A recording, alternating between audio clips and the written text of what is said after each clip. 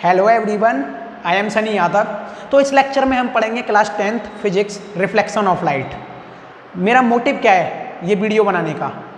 YouTube पे ऐसी video बहुत पड़ी हैं, आपको मिल भी जाएंगी। आप मुझे क्यों देखो, मैं थोड़ा सा बताता हूँ आपको। देखो, मेरा मोटिव है इस चैनल को ओपन करने का कि मैं आपको better quality of education provide कर सकूँ, तो जिसमें एनिमेशन, ग्राफिक्स, इमेजेस और एक अच्छा खासा टीचर आपको पढ़ाता हो। अगर वीडियो देखोगे तो वहाँ मिलेगा आपको एक बोर्ड और मार्कर सस्ता सा जिस पर लिख रहे होंगे टीचर, या अगर एनिमेशंस ग्राफिक्स वाली वीडियो मिलेगी तो उसमें टीचर नहीं होगा, जिसको देख के आप बोरिंगनेस फील करते हो और बीच लेक्चर में से छोड़ जाते हो। तो जितना बताना था बता चुका हूँ, आप अब खुद देख सकते हो लेक्चर में, शुरू से लेके एंड तक देखना। मैं प्रॉमिस करता हूँ आपसे एकदम मज़ा आ जाएगा लेक्चर में, ठीक है? तो बिना बकबक किए चालू करते हैं। आप रिफ्लेक्शन ऑफ लाइट पीछे लिखा हुआ देख रहे हो, उसमें से लाइट को पकड़ो, पहले उसको समझो, जब रिफ्लेक्शन ऑफ लाइट समझ में आएगा। अब लाइट एक्चुअल में होता क्या है, मैं आपसे ये पूछूं तो आप बोलोगे सर ये सूर्य से चमकता हुआ प्रकाश और ये बल्ब से निकली हुई रोशनी, ये सब लाइट है। ये रोशनी और प्रकाश आपके पड़ोसी नहीं है, ये लाइट के हिंदी पर्यायवाची है, ठीक है? तो आप ये बोलोगे ऐसी चीज़ सर जिससे हम दुनिया को देख पाते हैं, अगर जहाँ लाइट नहीं होगी वहाँ अपनी आँखें कुछ नहीं देख पाएंगी, यही तो बोलोगे। लाइट की ही वजह से हम सब कुछ देख पाते हैं। अगर एक्चुअल में हम फिजिक्स में डेफिनेशन लें लाइट की तो लिख लेते हैं, light is a form of energy. Light एक एनर्जी की फॉर्म है। जैसे आपने काइनेटिक एनर्जी पढ़ी, मैकेनिकल एनर्जी पढ़ी, पोटेंशियल एनर्जी पढ़ी, ये सब एक एनर्जी है। इसी तरीके से लाइट, प्रकाश भी एक एनर्जी है, ठीक है? अब सेकंड पॉइंट आता है, light is needed to see the things around us. अपने आसपास जितनी भी सुंदर वाली चीज़ें हैं ना, सारी देखने के लिए लाइट की ज़रूरत पड़ती है। हाँ ज़रूर, जो पीछे आपको दिख रहा है वो नहीं जिस पे आपकी नज़र गई है, वो जो बगल में जो किताबें लगी हैं ना उस पे देखो, वो भी सुंदर हैं। उनको पढ़ोगे तो आगे भविष्य उज्जवल बनेगा, ठीक है? चलो चलो टॉपिक पे आते हैं। और थर्ड पॉइंट लिख लीजिए आप, we detect light with our eyes. हम अपनी आँखों से लाइट को पकड़ लेते हैं, जिससे क्या है, चीज़ें आसपास जो भी हैं वो सब कुछ हमको दिखने लगती हैं। कैसे दिखती हैं, क्यों दिखती हैं, वो हम सब पढ़ेंगे। यही तो फिजिक्स है जो हमको फील करा देती है कि चीज़ें क्यों हो रही हैं आसपास। अब यहाँ ऑब्जेक्ट आ रहा है बार बार, चीज़ यानी ऑब्जेक्ट, ठीक है? तो ऑब्जेक्ट की डेफिनेशन लिख लीजिए। फिजिक्स में हम इसको ऑब्जेक्ट बोलते हैं, बॉडी बोलते हैं। और अब आप ऑब्जेक्ट की डेफिनेशन लिख लीजिए। Object anything which give out the light rays is called object. Object का एग्जाम्पल क्या है? कोई भी चीज़ आपको दुनिया में दिख रही है वो सब ऑब्जेक्ट है। जैसे कि फ़ोन में कैमरा, टेबल, बुक, पीछे जो कुछ भी देख रहे हो वो सब ऑब्जेक्ट में ही दिखता है फिजिक्स की भाषा में। अब देखो, लाइट दो तरीके की होती है, एक होती है ल्यूमिनियस, एक होती है नॉन ल्यूमिनियस। ल्यूमिनियस लाइट वो लाइट होती है जिसके पास खुद का प्रकाश होता है, जिसके पास खुद की लाइट होती है। जैसे कि सूर्य के पास खुद की लाइट है, वो छोड़ रहा है लाइट को, ठीक है, जब आप देख पा रहे हो उसको। बल्ब के पास खुद की लाइट होती है, कैंडल के पास खुद की लाइट होती है, टॉर्च के पास खुद की लाइट होती है। अब सर ऐसी कौन सी चीज़ है जिसके पास खुद की लाइट नहीं है, वो भी हमें बता दो। तो वो आते हैं आपके नॉन ल्यूमिनियस ऑब्जेक्ट में। नॉन ल्यूमिनियस ऑब्जेक्ट वो ऑब्जेक्ट होते हैं जिनके पास खुद की लाइट नहीं होती। जैसे कि ये टेबल, फैन, विंडो, आप, मैं, सारे लोग जिनके पास खुद की लाइट नहीं होती वो नॉन ल्यूमिनियस ऑब्जेक्ट होते हैं। अब जैसे कि ये फ़ोन है, फ़ोन के पास खुद की लाइट है और वो लाइट आपकी आंखों में जा रही है और फिर रिफ्लेक्ट होने की वजह से मैं आपको दिख पा रहा हूँ अच्छे से, सुंदर सा। ठीक है, चलो। तो अब ल्यूमिनियस ऑब्जेक्ट की डिफाइन ऐसे लिख लो, those object which emit their own light is called luminous object. जैसे कि सन, टॉर्च, कैंडल एक्सेट्रा, ठीक है? अब इसी तरीके से non luminous object, those object which can not reflect their own light is called non luminous object. Example table, fan, chair, person, male, female, जो भी लिखना है एक्सेट्रा लिख देना आप। अब बिना ओरिजिनल बोर्ड के काम नहीं चलेगा, तो चलो अब हम चलते हैं अपने ओरिजिनल बोर्ड के पास और मार्कर के पास। हाँ, एक लड़की दिख रही होगी जो फूल देख रही है, तो वो फूल को कैसे देख पा रही है? ऐसा क्या जादू हो रहा है? ऐसा क्या जादू हो रहा है कि वो फूल को देख पा रही है? ऐसा क्या जादू होता है हमारी आंखों में जो सब चीज़ देख पाते हैं हम? चलो डिस्कस करते हैं। इस लड़की को हटाते हैं यार, आपका ध्यान इस पर ही जा रहा होगा, मुझे पता है फूल पे नहीं जाएगा, इसीलिए दूसरी लगाते हैं, ठीक है? ये डायग्राम देखो, इस डायग्राम में क्या हो रहा है? ये मान लीजिए फूल है, थोड़ा सा ऐसे ही बना दे रहा हूँ मैं आपके लिए, ठीक है? ये फूल समझ लीजिए, और ये है आँख लड़की की। अब ये है अपना सन, सन से क्या हो रहा है? लाइट आ रही है, सन लाइट दे रहा है ऐसे करके, ठीक है? अब जो सन ने लाइट इसको दी, कोई भी ऑब्जेक्ट क्या करता है, कहीं से लाइट आती है वो इसको रिफ्लेक्ट करता है। रिफ्लेक्ट यानी इसके पास लाइट गई, उसको अपनी तरफ से चारों तरफ रिफ्लेक्ट कर देता है ऐसे। ये थी सनलाइट, ठीक है, इसने रिफ्लेक्ट कर दी चारों तरफ। इसी तरीके से यहाँ रिफ्लेक्ट हुई, यहाँ रिफ्लेक्ट हुई। अब ये लड़की की आँख में चली गई रिफ्लेक्ट होके, ठीक है, सनलाइट रिफ्लेक्टेड बाय फ्लावर, ठीक है। तो जब वो उसकी आँख में गई तो लड़की को पता चला कि मेरी आँख में लाइट आई है, और वो लाइट आई है फ्लावर से, और फ्लावर उसको अपने आप दिखने लग गया। बात समझ में आ गई आपको? जैसे कि कोई भी चीज़ आपको दिखती है, जैसे कि आपको ये फ़ोन दिख रहा है, क्या होगा, सन की लाइट या कोई भी बल्ब जल रहा है आपके कमरे में, बल्ब की लाइट उस ऑब्जेक्ट पर पड़ेगी। ये क्या है, एक तरीके से ऑब्जेक्ट है, ठीक है।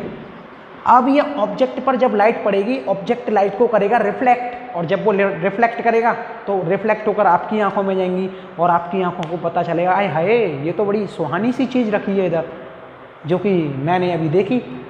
जैसे आप यहाँ देख रहे हो लड़की नहीं, फ्लावर को, ठीक है। अब आपको बात समझ में आ गई हमको कोई भी चीज़ क्यों दिखती है। जैसे अब आप स्विच ऑफ कर दो, अंधेरा है, बिल्कुल कुछ नहीं दिख रहा। जैसे ही आप स्विच ऑन करोगे बल्ब जलने लगेगा, बल्ब से जो लाइट निकलेगी वो ऑब्जेक्ट के ऊपर पड़ेगी, और ऑब्जेक्ट से रिफ्लेक्ट होकर आपकी आंखों में जाएगी, और आपकी आंखों को वो सुहाना दृश्य दिखेगा। बात समझ में आई? अरे बोलो ना यार। हाँ आई, ठीक है, चलो यार अब नए टॉपिक पे चलते हैं। तो अब हम पढ़ेंगे नेचर ऑफ लाइट। इसको ड्वेल नेचर ऑफ लाइट भी बोलते हैं, क्योंकि इसके दो स्वभाव होते हैं। इस बात को कुछ अपने फ्रेंड से रिलेट करके समझते हैं। आपके ऐसे फ्रेंड होंगे जो कैंटीन में पेटिज खाते समय आपका पूरा सहयोग करेंगे और पूरी दोस्ती दिखाएंगे। जब कुरकुरे का पैकेट आ जाएगा ना, तब भी वो कहेंगे यार कुरकुरा खिला, तो आपके 15 ग्राम के पैकेट में से 10 ग्राम कुरकुरा खा जाएंगे। लेकिन जब आपकी कहीं लड़ाई हो जाती है, तो कुटाई की बारी आती है आपकी, तो वो चुपके से कल्टी मार के निकल लेंगे और बीच मझधार में छोड़ के फंसा के आपको चले जाएंगे। तो ये उनके यहाँ दो नेचर हो गए। पहला, आपके साथ पूरी दोस्ती निभाना पेटिज के टाइम, कुरकुरे के टाइम, और दूसरा आपको कुटते हुए छोड़ जाना। इसी तरीके से लाइट के दो नेचर होते हैं। पहला पार्टिकल थ्योरी ऑफ लाइट है ना, पार्टिकल नेचर भी बोलते हैं। सेकंड होता है वेव थ्योरी। तो ये पार्टिकल थ्योरी होती है, वो क्या कहना चाहती है कि लाइट जो है ट्रेवल करती है स्ट्रेट लाइन में एक पार्टिकल की फॉर्म में, मतलब एक नहीं बहुत सारे पार्टिकल्स होते हैं, तो पार्टिकल्स की फॉर्म में लाइट ट्रेवल करती है। अब जैसे आपने रेत उठाया होगा सूखा, तो ऐसे गिरता है छोटा छोटा, उसका जो छोटा सा टुकड़ा होता है उसको भी पार्टिकल बोलते हैं, और जो दुनिया का सबसे छोटा पार्टिकल है उसको हम एटम बोलते हैं। इसी तरीके से लाइट का अपना एक पार्टिकल होता है, उसका नाम हमने रख दिया है फोटोन। जब लाइट बहती है जो उसमें जो पार्टिकल होता है उसका नाम रख दिया है फोटोन, ठीक है। ये फोटो इलेक्ट्रिक इफेक्ट में पता चला, क्लास 11th केमिस्ट्री में पढ़ लोगे या 12th में भी पढ़ सकते हो इसको, फिजिक्स में। अब इतना याद रखना बस, जो इसमें पार्टिकल होता है उसको हम फोटोन बोलते हैं। तो पार्टिकल थ्योरी ऑफ लाइट की डेफिनेशन लिख लो। Light is composed of particles which travel in a straight line at very high speed. अब यहाँ पे एक शब्द आ रहा है एट वेरी हाई स्पीड, यानी बहुत ज़्यादा स्पीड में ट्रेवल करते हैं ये पार्टिकल्स। स्पीड कितनी? 10 मीटर पर सेकेंड, 50 मीटर पर सेकेंड नहीं, 3 करोड़ मीटर पर सेकेंड, 3 × 10⁸ मीटर पर सेकेंड की रफ्तार से ट्रैवल करते हैं। इसीलिए हमको महसूस नहीं होता कि जो लाइट है उसमें पार्टिकल्स हैं, और बहुत छोटे छोटे होते हैं ये। तो यहाँ पे आप समझ रहे होंगे गाड़ियाँ जो होती हैं ना अपनी, वो 50, 60, 70 मीटर पर सेकेंड की स्पीड से ज़्यादा नहीं जा पाती हैं, और लाइट पूरे ब्रह्मांड में सबसे ज़्यादा तेज़ चलने वाली चीज़ है, इसीलिए हमको सारी जगह दिख रही है ये। अब यहाँ पे बात करते हैं कि कौन कौन से फिनोमिना इससे एक्सप्लेन हुए हैं। Some phenomena are explains by theory of particle theory of light, जैसे कि reflection of light, refraction of light, casting of shadow. ये भारी भरकम शब्द लग रहे होंगे आपको, लेकिन समझ में आ जाएंगे आगे, क्योंकि इसी चैप्टर में ये कवर करने वाले हैं हम। अब सेकेंड थ्योरी है वेव थ्योरी। तो वेव थ्योरी में क्या होता है, जैसे आप समुद्र की लहरें देख रहे होंगे उठते हुए चढ़ते हुए, देखी भी होंगी आपने, तो ये वेव है, एक तरीके से तरंग है। अब लाइट में भी कुछ ऐसी ही वेव होती हैं, जैसे कि मैं बता दूं आपको वेव बना के एक बार कैसे बनानी है आपको। ये वेव है, ठीक है। अब एक वेव पूरी कंप्लीट कब हो रही है, यहाँ से यूँ गया यहाँ तक, ठीक है। तो इसको हम बोल देते हैं पूरी डिस्प्लेसमेंट को वेव लेंथ, लैम्डा से रिप्रेजेंट करते हैं, वेव लेंथ बोल देते हैं, ठीक है। तो लाइट का वेव लेंथ जो होता है वो इतना छोटा होता है कि हमें पता ही नहीं चलता कि लाइट जो है वेव की फॉर्म में है। जैसे कि समुद्र में बहुत बड़ी बड़ी वेव लेंथ होती है, इनकी वेव्स की, तो हमें दिख रहा होता है साफ कि अरे ये तो वेव है समुद्र में, लेकिन लाइट में भी वेव होती है। काफ़ी सारे फिनोमिना इससे भी एक्सप्लेन किए गए हैं, जैसे कि डिफ्रैक्शन, इंटरफ्रेंस। ठीक है, अब यहाँ पे वेव थ्योरी को थोड़ा सा लिख लेते हैं। It consist electromagnetic waves which do not require any medium solid liquid gas for propagation. तो यहाँ पे एक बात समझ गए होंगे आप कि इसके प्रोपोगेशन के लिए कोई सा भी मीडियम जरूरी नहीं है हो हमारे पास, ये कहीं पे भी ट्रेवल कर जाती है। ठीक है, यहाँ पे प्रोपोगेशन का मतलब है वेव का ट्रेवल करना। अब यहाँ पे कुछ फिनोमिना ऐसे हैं जो वेव थ्योरी से प्रूफ हुए हैं लाइट की से। तो some phenomena are explain by wave theory, जैसे कि इंटरफ्रेंस, डिफ्रैक्शन।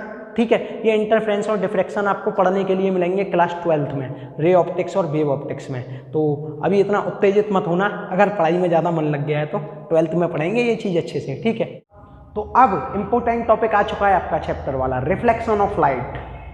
लाइट समझ लिया, अब रिफ्लेक्शन ऑफ लाइट पे ध्यान देना दोस्त। एक मिरर है, दर्पण आपके घर में लगा रहता है, आप अपना सुंदर सा चेहरा देखते हो उसमें। ठीक है, ये जैसे ये लड़की देख रही है, तो इसी तरीके का एक मिरर है। अब इस मिरर में होता क्या है, ये सन है, इधर सन या बल्ब आपके कमरे में लगा हुआ है, लाइट ऑन कर दी है आपने, तो ये सोर्स है, सोर्स से अपनी लाइट आएगी, मिरर में टकराएगी। ठीक है, यहाँ पॉइंट है, टकरा गई। अब इससे टकराने के बाद यही लाइट वापस जाएगी। ठीक है, तो इस जो लाइट सोर्स से आकर के मिरर से टकरा रही है उसको हम बोलेंगे इंसिडेंट रे। ठीक है, और जो लाइट मिरर से टकरा के वापस जा रही है उसको बोलते हैं हम रिफ्लेक्टेड रे, मतलब वो टक टक टक टक टक टक टकरा के वापस चली गई। ठीक है, रिफ्लेक्टेड रेस। अब हो क्या रहा है, लाइट कोई भी सोर्स से इंसिडेंट रे आई, किसी भी सरफेस से टकराई, ये ऑब्जेक्ट है, ऑब्जेक्ट कौन सा है अपना मिरर, और ये मिरर में हम इसको क्या बोलेंगे, सरफेस है। ठीक है, किसी भी सरफेस से टकरा के फिर वापस चली गई। तो इसकी डेफिनेशन कुछ ऐसे लिख सकते हो, द प्रोसेस, तो इसको ऐसे लिख सकते हो, the process of sending back the light rays, the process of sending back the light rays which fall on the surface of the mirror. ठीक है, या विच फॉल ऑन द सरफेस, किसी भी सरफेस पे, is called reflection of light. अब जैसे वो लड़की अपना चेहरा देख रही है, जब घर का कमरे का लाइट ही बंद रहेगा तो वो अपना चेहरा देख पाएगी क्या, नहीं ना। तो इसी तरीके से दो सरफेस होते हैं, एक होता है पॉलिश्ड सरफेस, एक होता है अनपॉलिश्ड सरफेस। अब ये मिरर है, इसका साफ पॉलिश्ड सरफेस है। ठीक है, अब अनपॉलिश्ड सरफेस कौन से होते हैं, दो फोटो देख लो तुम बगल में अपने। एक लड़की ने खूब सारा मेकअप कर रखा है अपने मुंह पे, वो अपने आप को आलिया भट्ट समझ रही है, लेकिन है नहीं। एक डायलॉग मैंने कहीं पढ़ा था, जो बनेगी आलिया उसको मिलेगा खालिया। ठीक है, ठीक है, तो ये लड़की अपने आप को आलिया समझ रही है, पर है नहीं, इसने खूब सारा मेकअप कर रखा है और ये सोच रही है लाइट मेरे चेहरे पे पड़ेगी और रिफ्लेक्ट होकर जाएगी किसी की आंखों में, तो मैं उसे खूबसूरत और चमकती हुई दिखूंगी। और अनपॉलिश्ड सरफेस क्या है, जो दूसरी लड़की देख ले हो आप, इसने बिल्कुल भी मेकअप नहीं कर रखा। ठीक है, ये तुम्हारे मजे के लिए लगा रखा है, बस कोई ऑफेंड मत होना है। ठीक है, तो लाइट तो रिफ्लेक्ट करेगी क्योंकि हर सरफेस से करती है, चाहे पेपर हो, पेन हो, टेबल हो, ये सारे पेपर, पेन, टेबल क्या है, अनपॉलिश्ड सरफेस है। लाइट इनसे रिफ्लेक्ट करती है लेकिन इतनी अच्छी रिफ्लेक्शन नहीं कर पाती एक जगह, वो ये क्या है, स्प्रेड हो जाती है, पूरी तरफ फैल जाती है। इसीलिए मिरर सरफेस होता है, पॉलिश्ड सरफेस होता है। अब इसमें मिरर को हम अपनी फिजिक्स में हर बार एक स्ट्रिप की तरह बनाएंगे, पतली स्ट्रिप, और ये पीछे से पेंट होता है, और इस कोटिंग को क्या बोलते हैं पता है, सिल्वर की कोटिंग हो रखी होगी या एल्यूमिनियम की मिरर के पीछे। ठीक है, अब सिल्वर की कोटिंग तो बहुत महंगी होती है, सिल्वर महंगा होता है एल्यूमिनियम से, तो ज़्यादातर लोग क्या प्रेफर करते हैं, एल्यूमिनियम की कोटिंग। तो ये बेस्ट रिफ्लेक्टर हैं, तो सिल्वर क्या है, बेस्ट रिफ्लेक्टर है, silver is the best reflector, silver metal is the best reflector, ऐसे लिख लेना। उसके बाद एल्यूमिनियम अच्छा है, तो सबसे बेस्ट कौन सा है, सिल्वर, उसके बाद क्या है, एल्यूमिनियम। ठीक है, अब अगर मिरर को हम पीछे से पेंट कर देते हैं, तुमने देखना मिरर को उखाड़ के देखना, उसके पीछे से पेंट हो रहा होता है, कोटिंग हो रही होती है, वो सिल्वर या एल्यूमिनियम की हो रही होती है। जो सस्ता सा मिरर होता है उसमें एल्यूमिनियम की हो रही होती है, और सिल्वर की कर दोगे तो और अच्छा व्यू आएगा। ठीक है, तो यहाँ पे जो लड़की फ़ोटो देख रही है, तुम देख लो, मिरर कुछ ऐसा ही होता है, सब देखते हो, नॉर्मल सी चीज़ें घर में, और वो अपनी शक्ल इसीलिए नहीं दिखा रही क्योंकि इतनी अच्छी नहीं है उसकी, एप्पल आईफोन ज़्यादा इम्पोर्टेंट है उसकी शक्ल से। ठीक है, तो एप्पल आईफोन पे फोकस करो तुम, और इस पर फोकस करो। तो अब तो मैं आपको लॉ ऑफ रिफ्लेक्शन के बारे में बताता हूँ। ये मैंने कोशिश की थी फ़ोन से ही एनिमेशन बनाने की, उसमें देखना ये इंसिडेंट रे ऐसे ही आ रही है, ये रिफ्लेक्टेड रे ऐसे जा रही है। लॉ ऑफ रिफ्लेक्शन पढ़ा रहा हूँ मैं आपको, ठीक है। तो अब एक और चीज़ होती है नॉर्मल। नॉर्मल होती है कोई भी सरफेस है, जैसे कि ये मिरर है, ठीक है। अब मैं इस वाले मिरर पे ले लूँ, क्योंकि फिजिक्स में हम ये वाला मिरर इस्तेमाल करने वाले हैं। अब इस वाले मिरर पे अगर मैंने बोला कि भाई इंसिडेंट रे ये आ गई, इंसिडेंट रे, अब ये टकरा के यहाँ से रिफ्लेक्ट हो गई, तो मैंने बोल दिया रिफ्लेक्टेड रे, ठीक है। अब मैं क्या करूं, इसी पॉइंट पर एक नॉर्मल डालता हूं। नॉर्मल क्या होता है, परपेंडिकुलर होता है सरफेस के। जैसे ये सरफेस है, ये मिरर का भी सरफेस होगा, तो इस सरफेस के परपेंडिकुलर मतलब 90 डिग्री का एंगल बनाते हुए नॉर्मल को ही बोलते हैं। जैसे ये परपेंडिकुलर है, ये यहाँ से 90 डिग्री का एंगल बना रहा है, तो ये हो गया नॉर्मल। अब यहाँ पे दो एंगल डिवाइड हो रहे हैं, एक तो होता है ये वाला एंगल, इसको बोलेंगे हम एंगल आई, एक होता है ये वाला एंगल, एंगल आर। ये होता है इंसिडेंट रे यानी एंगल ऑफ इंसिडेंस। अब यहाँ पे जो एंगल आई है वो कौन सा है, angle of incidence. Angle R है वो है एंगल ऑफ रिफ्लेक्शन। तो लॉ ऑफ रिफ्लेक्शन कहता है angle of incidence is equals to angle of reflection. ये सेकंड लॉ है, ये तो मैं आसानी से इसीलिए समझा दिया है पहले, तो सेकंड लॉ में लिख लेना। अब जो फर्स्ट लॉ ऑफ रिफ्लेक्शन होता है वो ये कहना चाहता है कि इंसिडेंट रे, रिफ्लेक्टेड रे और नॉर्मल एक ही प्लेन में लाई करते हैं। ये क्या है, ये मिरर है, मिरर है जैसे कि ये है। मिरर क्या है, एक सरफेस है, ठीक है। सरफेस को बोलते हैं प्लेन, जैसे कि ये बोर्ड है, ये प्लेन है, ज्योमेट्री इसकी प्लेन है, ठीक है। तो प्लेन में ये नॉर्मल हो गया, ये रिफ्लेक्टेड रे हो गई, ये इंसिडेंट रे हो गई, ये रिफ्लेक्टेड रे हो गई। तो ये एक ही पॉइंट पर मीट करते हैं और इस पॉइंट को हम बोलते हैं पॉइंट ऑफ इंसिडेंस। लिख लेना, पॉइंट ऑफ इंसिडेंस। तो फर्स्ट लॉ यही है। तो इस पॉइंट को क्या बोलेंगे हम, पॉइंट ऑफ इंसिडेंस। वो पॉइंट होता है जहाँ पे रिफ्लेक्टेड रे, इंसिडेंस रे, नॉर्मल तीनों एक ही जगह पे मीट करें। तो अब इसमें छोटे से 2-3 क्वेश्चन करा देता हूँ आपको एंगल से रिलेटेड, ठीक है, प्लेन मिरर में। फिर प्लेन मिरर तुम्हें अच्छे से समझ में आ जाएगा। जैसे कि मैं पूछूं आपसे, ये है प्लेन मिरर, पॉलिश है पीछे से, ठीक है। अब यहाँ पे ये नॉर्मल है, पॉइंट पी है ये पॉइंट, ठीक है, ये नॉर्मल है। अब यहाँ पे एक रे आ रही है, वो एंगल बना रही है 45 डिग्री का, तो ये एंगल ऑफ इंसिडेंस कितना है, 45 डिग्री।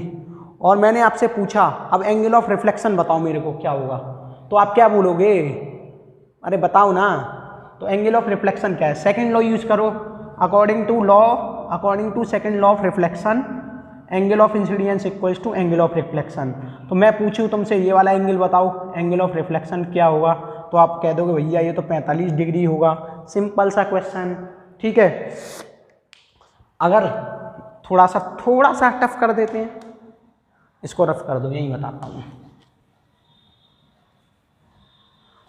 ये है नॉर्मल, ठीक है, ये नॉर्मल है।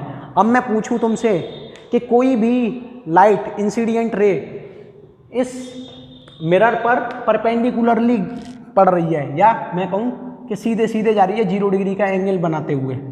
कैसा एंगल बनाते हुए, एंगल ऑफ इंसिडेंस उसका 0 डिग्री है, तो वापस कौन से एंगल से आएगी, एंगल ऑफ रिफ्लेक्शन क्या होना चाहिए, 0, क्योंकि दोनों एंगल बराबर होते हैं। तो जिस रास्ते से गई है सीधे उसी रास्ते से वापस आ जाएगी।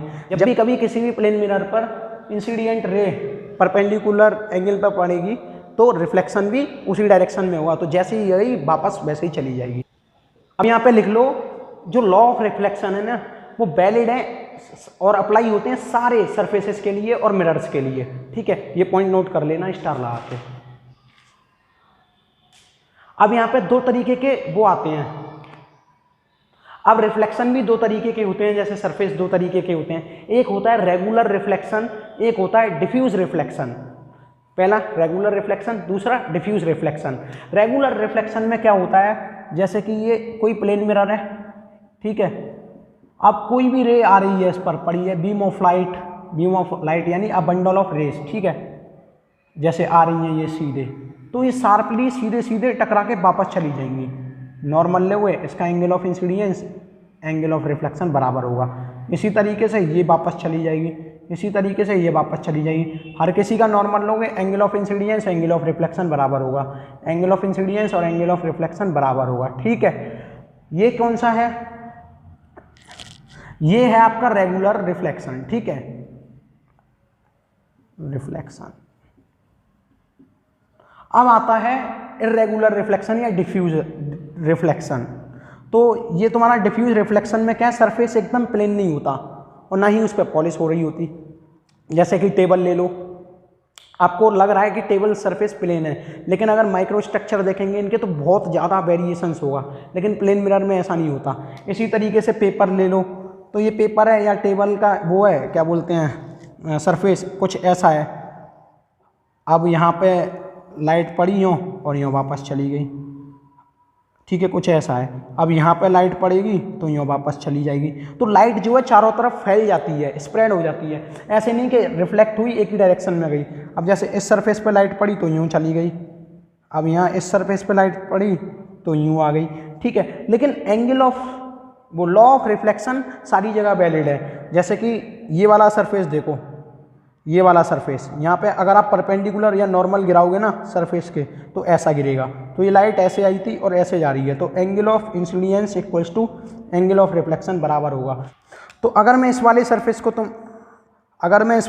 को तुम्हें जूम करके दिखाऊं तो कुछ ऐसा सरफेस है ये, और ये लाइट ऐसे आ रही है यहाँ पे। ठीक है, अब इसका नॉर्मल कैसे बनाओगे, जब भी तो एंगल ऑफ इंसिडेंस पता चलेगा। तो इसका कुछ नॉर्मल इस तरीके से होगा, तो एंगल ऑफ इंसिडेंस ये हो गया और एंगल ऑफ रिफ्लेक्शन ये होगा। देखो, लॉ ऑफ रिफ्लेक्शन इस जगह भी वैलिड है, लेकिन आपको नॉर्मल ठीक से बनाना है। आप क्या कर दोगे, गड़बड़ कर दोगे, आपको लगेगा इसका नॉर्मल भी सीधे जाएगा। नॉर्मल क्या होता है, किसी भी सरफेस के पॉइंट पर परपेंडिकुलर डालना है आपको, बस छोटी सी चीज़ है। तो डिफ्यूज रिफ्लेक्शन भी समझ गए होंगे आप, रेगुलर रिफ्लेक्शन भी समझ गए होंगे। इसको भी अपन समझेंगे। इमेजेस, अगर मैं आपसे बोलूँ इमेज तो क्या आता है आपके माइंड में, वो फ़ोन की गैलरी वाली इमेजेस या अपनी छवि जो आपने क्लास में बना रखी है या घर पे बना रखी है, कुछ ऐसी बातें आती हैं इमेजेस के नाम से। ठीक है, तो फिजिक्स की भाषा में ऐसा कुछ नहीं है। फिजिक्स की भाषा में इमेज होती है जो तुम अपने शीशे में अपने जैसा इंसान देख रहे होते हो सामने। जब तुम शीशे के सामने खड़े होगे तुम्हारी इमेज बन जाएगी शीशे में, तो उसी को बोलते हैं इमेज। यानी दर्पण के सामने खड़े होगे, अपने जैसा वर्चुअल आदमी पाओगे, उसको बोलोगे इमेज। तो इमेज जो है दो तरीके की होती हैं, रियल इमेज और वर्चुअल इमेज। तो रियल इमेज वो इमेज होती है जो स्क्रीन पर आ जाती है। जैसे मैं आपके फ़ोन की स्क्रीन पर आ रहा हूँ, आप मेरे को टच करके देख सकते हो। ठीक है, मैं नहीं टच कर पाऊँगा लेकिन मेरी इमेज को टच करके देख सकते हो। इसी तरीके से ये आप टीवी देखते हो जब कभी भी, तो ऐसे चैनल्स खुलाते होंगे, न्यूज़ देते हैं, जो दो मुर्गे लड़ा रहे होते हैं आपस में और खुद मुर्गी बन के तांडव कर रहे होते हैं। ठीक है, तो ऐसी ही चीज़ें भी देखते हो आप। ये सब किसकी वजह से देख पा रहे हो, रिफ्लेक्शन ऑफ लाइट की वजह से ही देख पा रहे हो। और ये कौन सी इमेज है, ये भी रियल इमेज है, इसको आप छू सकते हो। इस मतलब गुस्सा आ जाए तो आप कुछ भी कर सकते हो, फ़ोन फोड़ सकते हो, ऐसे ऐसे तो कर सकते हो। लेकिन वर्चुअल इमेज क्या है, पहले रियल इमेज की डेफिनेशन लिख लो। Real image is the image which can obtain on the screen. जैसे कि एग्जांपल में लिख लो आप, सिनेमा स्क्रीन, मोबाइल स्क्रीन पर आ जाए। ठीक है, और आपने बचपन में वो किया हुआ, शीशा लिया हुआ और सन की तरफ ऐसे कर करके दीवार पे उसका चौंधा बनाते हैं, गांव में उसको चौंधा बोलते हैं, उसको बोलते हैं हम रियल इमेज। ठीक है, वो भी रियल इमेज होती है, उसके बारे में अभी डिस्कस करता हूँ आगे। अब वर्चुअल इमेज क्या होती है, आप किसी भी मिरर के सामने खड़े हो जाते हो। ठीक है, आप जैसा ही इंसान एक आ जाता है सामने, तो यही वर्चुअल इमेज होती है। जैसे कि आप इधर खड़े हो, ये है मिरर, और आप खड़े हो ये।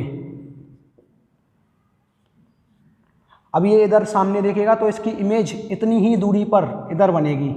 ठीक है, इतना तो समझ गए होंगे आप, इतनी ही दूरी पर इधर इसकी इमेज बनेगी। अब ये बंदा क्या करेगा, इसे छूने की भी कोशिश करेगा। इसके मन में आया कि नहीं मैं इसको छू के दिखाऊंगा, तो ये भागा भागा गया शीशे के पास, यहाँ तक आ गया। अब जैसे ही इसने उंगली हाथ यूँ की तो इसके सामने वाला भी इसमें उंगली कर देगा कि ये ले बेटा। तो आप कितनी भी कोशिश कर लो इसको छूने की, नहीं छू पाओगे। अगर आपने इसमें उंगली की, ये भी उंगली करेगा, आपने इसमें हाथ किया तो ये भी हाथ करेगा। तो कहने का मतलब ये है जैसी एक्टिंग आप करोगे वैसी एक्टिंग ये करेगा, तो इसको तुम खुद से नहीं छू पाओगे, ठीक है, जहाँ इसे छूना चाहते हो। लेकिन जो इमेज स्क्रीन पर आ रही होती है उसको आप छू सकते हो, कुछ भी कर सकते हो, इसीलिए रियल इमेज और वर्चुअल इमेज कहते हैं। तो वर्चुअल इमेज क्या होती है, तो वर्चुअल इमेज के कुछ कैरेक्टरिस्टिक होते हैं, जैसे कि पहला ये वर्चुअल होती है, ये तो पता है, और इरेक्ट होती है, इरेक्ट यानी सीधी होती है, और डिस्टेंस दूसरा है, distance between object and mirror is equal to distance between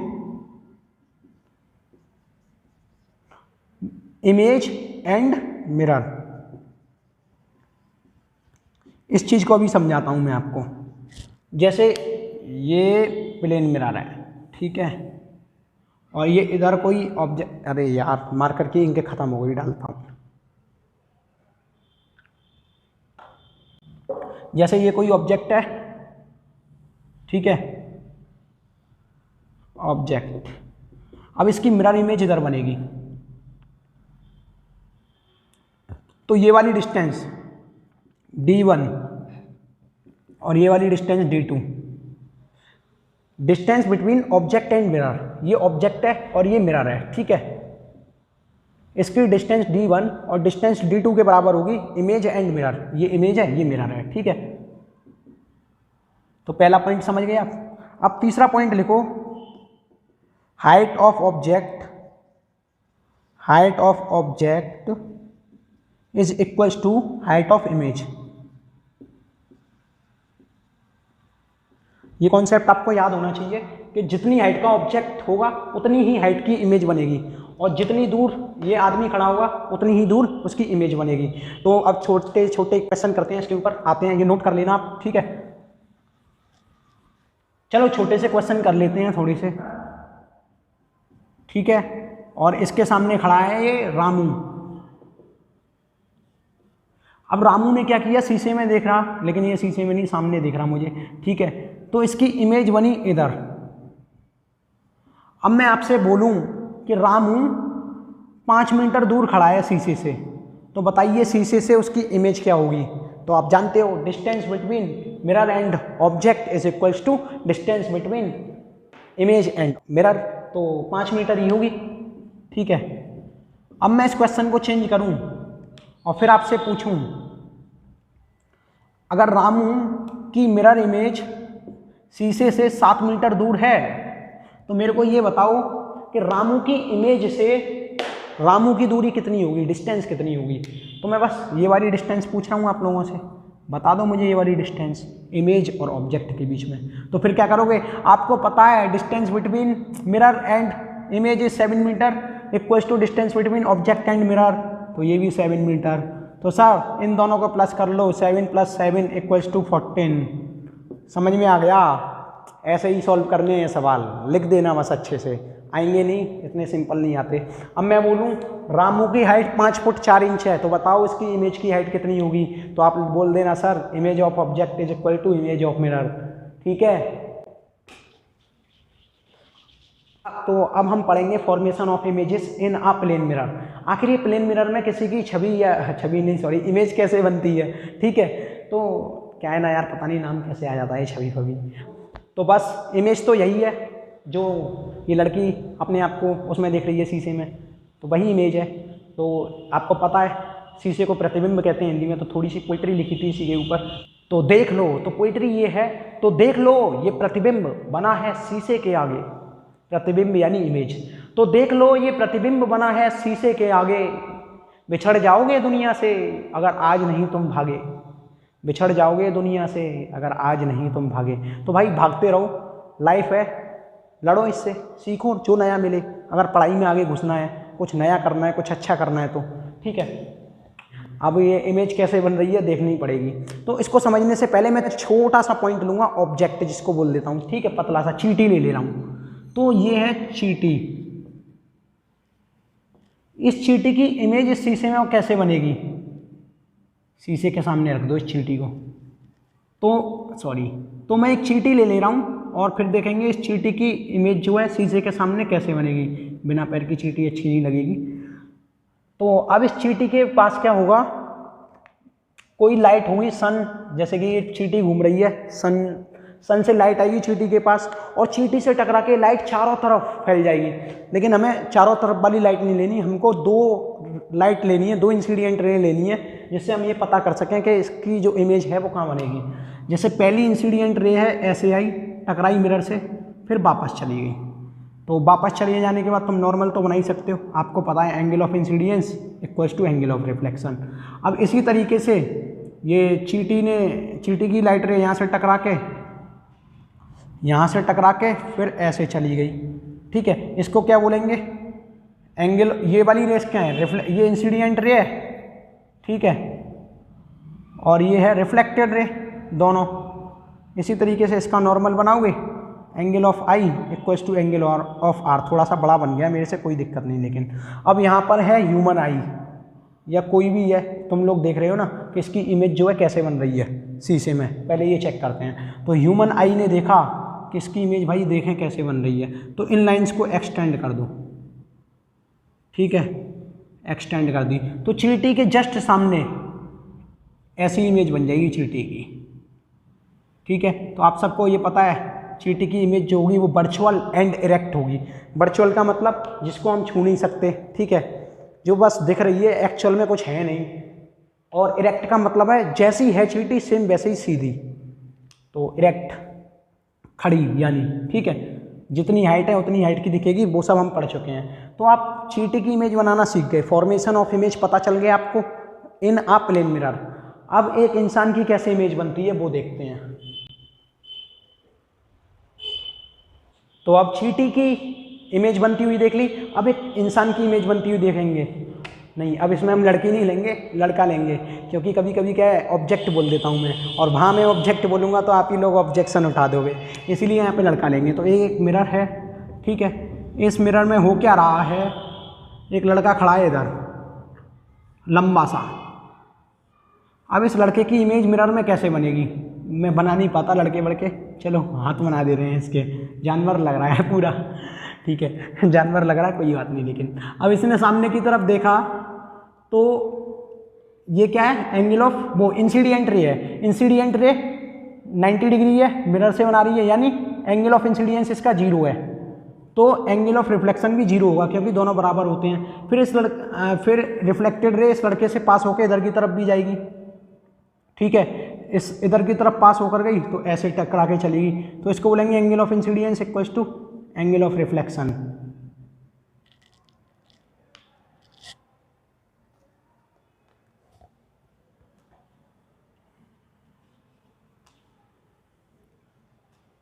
तो अब रिफ्लेक्शन रे, तो अब रिफ्लेक्टेड रे यहाँ पे टकरा के ऐसे वापस जाएगी, इसको बोल देंगे हम angle of incidence equals to angle of reflected. तो ये इंसिडेंट रे और ये रिफ्लेक्ट होके वापस गई, कुछ ऐसे। अब इसी तरीके से, क्योंकि इसकी पूरी इमेज बनानी है हमको, ठीक है, तो इसके पैर भी होंगे। अब यहाँ से भी लाइट जो है टकरा के इस शीशे में जाएगी, फिर वहीं से वापस आ जाएगी, और यहाँ से टकरा के ऐसे भी जा सकती है। ठीक है, फिर ये वापस आ जाएगी। तो यहाँ पे भी इंसिडेंट रे ये है, ये रिफ्लेक्टेड रे है, एंगल ऑफ इंसिडेंस बराबर एंगल ऑफ रिफ्लेक्शन। अब इसको मैं एक्सटेंड कर देता हूँ पीछे की तरफ, क्योंकि मिरर के पीछे कुछ होता नहीं है, लेकिन इमेज बनती है। वो कैसे बनती है ये हम ऐसे ही समझने के लिए बना रहे हैं। ऐसा नहीं है कि पीछे मिरर के बहुत सारी जगह वहाँ इमेज बन रही है। तो बनती कैसे है देखो, अब ये वाली रिफ्लेक्टेड रे है, उसको पीछे की तरफ पास कर लो। ठीक है, यहाँ आ गई। अब इसी तरीके से ये वाली रिफ्लेक्टेड रे है, इसको भी पीछे की तरफ पास कर लो। तो अब ये जो लड़का था यहाँ पे, उसका चेहरा यही दिखेगा। मैं थोड़ा एग्जैक्ट नहीं बना पाऊँ, हो सकता है, एंड पूरी कोशिश की जाएगी। ये इसके हाथ हो गए। ठीक है, तो अब इसकी इमेज जो है इतने बीच में बन चुकी है, इसकी रिफ्लेक्टेड रे के बीच में एक्सटेंड कर दिया पीछे, और इस रिफ्लेक्टेड रे को एक्सटेंड कर दूँ। तो ये 2 ही तो पॉइंट थे जहाँ इस लड़के की इमेज बन रही थी। ठीक है, तो जहाँ इस ऑब्जेक्ट की इमेज बन रही थी लड़के की, हाँ लड़के की, ऑब्जेक्ट की नहीं, तो इसी तरीके से बन रही थी। रिफ्लेक्टेड रे को हमने पीछे की तरफ एक्सटेंड कर दिया। तो छोटा सा इमेज फॉर्मेशन के बारे में और इमेज के बारे में लिख लो। An image is formed when light rays are come from the object and meet at point after reflection from the mirror. यानी मिरर से रिफ्लेक्शन के बाद पे एक पॉइंट पर मिलती है और वो ऑब्जेक्ट के पास कहीं किसी रोशनी से रेस आ रही होती हैं और वो टकरा के शीशे में लग जाती हैं। यही सिस्टम है, बस छोटी सी भाषा में ऐसे लिखना है। तो इसको आप रफ कर दो। अब यहाँ है हेडिंग डाल दो लैटरल इन्वर्जन। अब लैटरल इन्वर्जन जैसी क्या नई चीज़ आ गई सर? देखो, इन्वर्स का मतलब होता है उल्टा, जो चीज़ हो रही है उसका उल्टा। आप ऐसा करो, शीशे के सामने खड़े हो जाओ, ठीक है। आपको ये लगेगा मैं तो सेम दिख रहा हूँ जैसा हूँ, क्योंकि आपका लेफ्ट हैंड राइट हैंड, आपकी लेफ्ट आई राइट आई सब सेम है। बियॉन्ड, जैसे मेरी टी शर्ट पे लिख रहा है go beyond your limit it's not a crime. अब जब आप इसको शीशे में जाके देखोगे, ठीक है, तो ये चालू कहाँ से हुआ? STIMIL से चालू हुआ और STMIL भी सब इन्वर्स हो जाएंगे, टेढ़े हो जाएंगे, ठीक है। तो इसका मतलब क्या है? जैसे एम्बुलेंस लिखा हुआ देखा होगा आपने काफ़ी गाड़ियों पे, कुछ इस तरीके से लिखा रहता है, ऐसे कुछ एम्बुलेंस, ठीक है। अब ये क्यों एम्बुलेंस पे उल्टा लिखा रहता है? क्योंकि एम्बुलेंस में बैठे रहते हैं पेशेंट्स नहीं पेशेंट, ठीक है। अब वो पेशेंट क्या करते हैं? पेशेंट कुछ नहीं करते, पेशेंट की मजबूरी रहता है जल्दी पहुंचना और काफ़ी ट्रैफिक रहता है रोड पर। तो ट्रैफिक वालों को क्या करना होता है? वो देखेंगे तो नहीं पीछे मुड़ के, और सायरन सुनेंगे। सायरन तो बहुत सारी गाड़ियाँ बजाती हैं, पुलिस की हो गई, नेताओं की हो गई, लेकिन एम्बुलेंस को ज़्यादा इंपॉर्टेंस इसीलिए दी जाती है उल्टा लिख के कि कोई भी आदमी अपनी गाड़ी में बैठा है तो वो शीशे में देख ले सीधा, क्योंकि मिरर में इसका लैटरल इन्वर्जन हो जाएगा। जब वो मिरर में सीधा देखेगा तो उसके माइंड में ये रिएक्शन जाएगा, अरे भाई एम्बुलेंस आ गई, जल्दी से सीधे कर लो वरना किसी की हालत में गंभीर है, खराब हो जाएगा मामला। तो इसीलिए एम्बुलेंस को उल्टा लिखा जाता है, क्योंकि लैटरल इन्वर्जन की वजह से वो शीशे में सीधा दिखे। तो इसी वजह से लेटरल इन्वर्जन का मतलब होता है। तो लेटरल इन्वर्जन का सीधा मतलब यही है, the left side of our body becomes right side and vice versa. Vice versa का मतलब है उल्टा, लेफ्ट का राइट हो जाता है, राइट का लेफ्ट हो जाता है। Change of side of an object and it's mirror image is called lateral inversion. तो जो इसमें चेंज हो गया है उसी चेंज को हम लेटरल इन्वर्जन बोलते हैं। तो लेटरल इन्वर्जन कुछ नहीं है, मिरर की खासियत है कि आपके लेफ्ट में जो चीज़ दिख रही है वो राइट में दिखेगी, जो राइट में दिख रही है वो लेफ्ट में दिखेगी। बात भेजे में घुस गई होगी, ठीक है। अब इसको भी रफ करो, क्योंकि मेरी गंदी राइटिंग, मेरे को मज़ा नहीं आता लिखने में। जैसे आप ये देख रहे हो रेड, और रेड लिखा है वहाँ पे, तो कैसा लिख रहा है? उल्टा दिख रहा है ना, ठीक है। कुछ इस तरीके से का रेड दिख रहा होगा मिरर में। मैं बहुत फास्ट लिख लेता हूँ मिरर इमेज में भी